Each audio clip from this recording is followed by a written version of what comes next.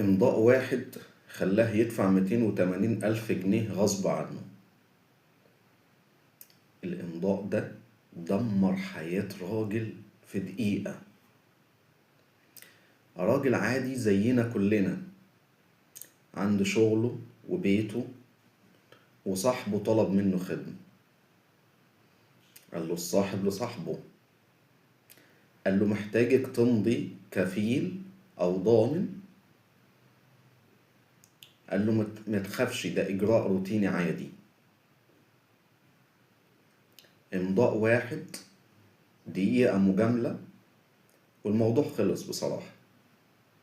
أو بصراحة كصاحبه كان كويس وملتزم في السداد، لكن للأسف بعد سنة صاحبه اختفى وما سددش القرض. البنك ما راحش لصاحبه، راح للكفيل أو الضامن اللي مضى على الورق الخاص بالقرض.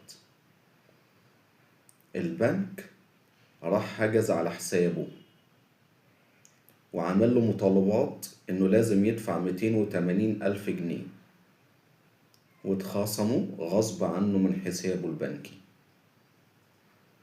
راح يشتكي، قال لهم يا جماعة أنا ما أخدتش فلوس، لكن رد البنك كان صادم. قالوا له حضرتك كنت ماضي، والكفيل في القانون زي المدين بالضبط.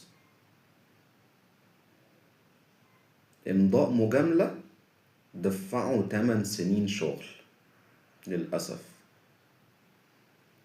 وفي النهاية أنا بقولك أرجوك، لو حد طلب منك إنك تمضي كفيل أو ضامن على ورق أو وصل أمانة، افتكر القصة دي وشارك الفيديو، يمكن تمنع مصيبة عن غيرك.